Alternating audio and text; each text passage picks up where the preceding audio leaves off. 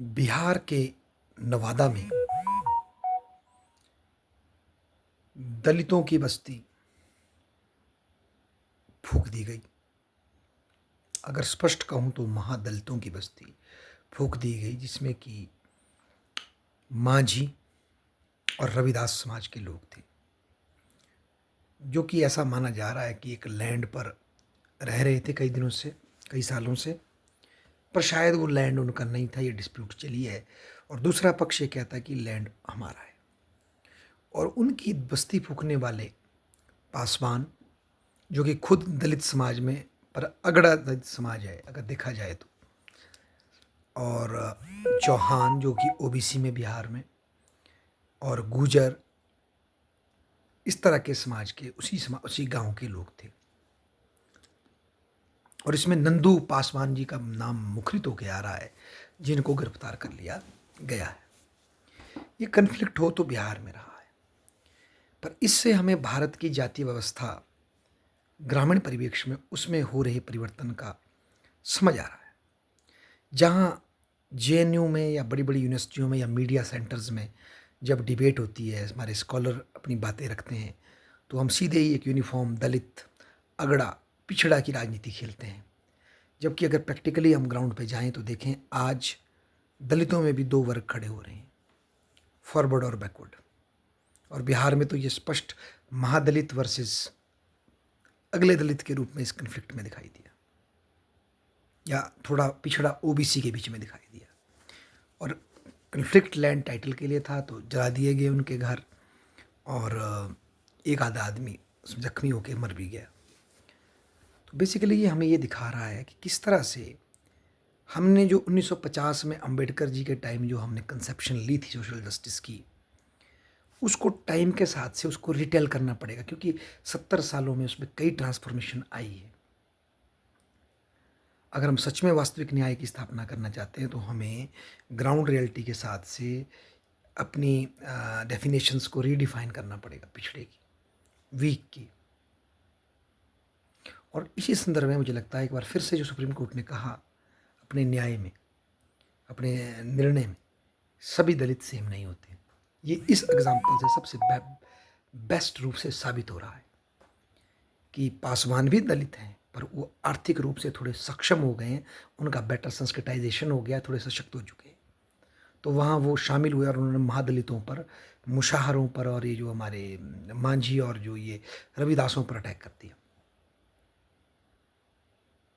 और उन्हीं के साथ फिर यादव और दूसरे चौहान, दूसरी जातियां भी जो ओबीसी वर्ग में आ रही थी, उन्होंने भी अटैक कर लिया।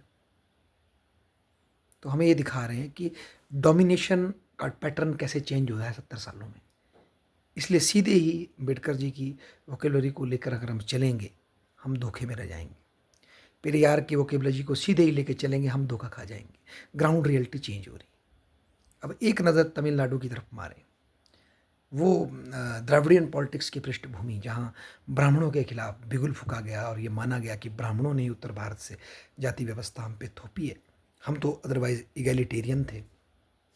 आज वहाँ की सत्ता, वहाँ की डोमिनेंट अब जो श्रेणी बनी है ओबीसी की जातियाँ हैं, और उनके जबर का जुल्म जो ज़्यादा झेल रहा है वो आज वहाँ का दलित वर्ग है। तो यदि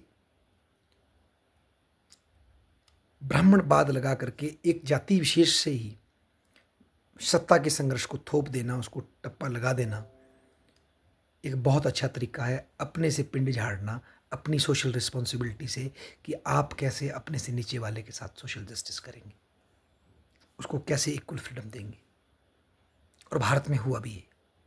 एक ब्राह्मण जीन के लड़की ने बोल दिया, उसको हम टारगेट कर रहे हैं, उसको हम घेर रहे हैं, पर जो जो सो कॉल्ड ब्राह्मण आपने बनाए थे, वही एक्टिविटी आज आप अपने से नीचे वाले के साथ कर रहे हैं। हालांकि जब आपकी लड़ाई अपने से फॉरवर्ड वाले से होती है तो आप पिछड़ा पिछड़ा करते दौड़ते हैं, या आप उनको मनुवादी बोलना शुरू करते हैं, पर जब अपनी शक्ति की बारी आती है तो दूसरे को दबाते हैं अपने पाँव के नीचे।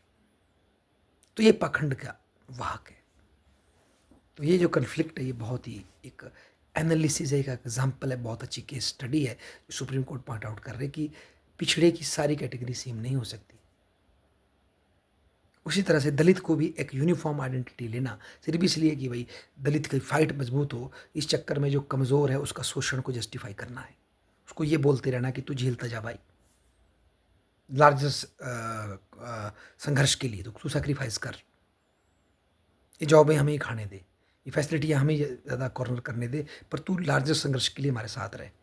ये क्यों नहीं हो सकता कि हम लार्जेस्ट संघर्ष के लिए अपने प्रिविलेज छोड़ते हैं और तुझे देते हैं, तू पहले आगे बढ़ मेरा भाई। जब हम समरूप से आगे बढ़ेंगे तभी हम सो कॉल्ड एनिमी स्वर्ण समाज से लड़ सकते हैं। अम्बेडकर होते तो वो शायद आज वो यही बोलते, कि उनका मानना था सबसे बड़ी समस्या है graded inequality in Hindu society even among those who are called untouchables और शूद्रास। तो सबसे पहले जो शूद्राज में सबसे आगे जो चौधरी इस वक्त बने हैं, उन्हें अपनी प्रिविलेजेस को डाउन करके किसके फेवर में, जो हमारे पिछड़े भाई हैं उनके फेवर में झुकना चाहिए, और फिर अपने आप में पहले एक एज ए वर्ण इक्वल हो करके फिर लड़ना चाहिए बड़ी शक्ति के खिलाफ, ताकि उनकी शक्ति, उनके युद्ध को और अधिक बल मिले। पर ऐसे अपने निजी स्वार्थों को बड़े हितों के लिए, क्रांतिकारी हितों के लिए, जो अम्बेडकर बात कर रहे थे, बलिदान देने वाले नहीं मिलते। फिर वो एक्सक्यूजेस देते हैं कि सामने वाला शत्रु बड़ा है, उससे हमें जूझना है, तब हम अपने सामाजिक न्याय की स्थापना हो सकती है, तब तक तुम हमारे फुट सोल्जर्स सेक्रीफाइस देते चलो, हम आगे बढ़ेंगे। तो ये बिहार की नवादा का जो ये घटनाक्रम है, ये बड़ा ही महत्वपूर्ण है। धन्यवाद।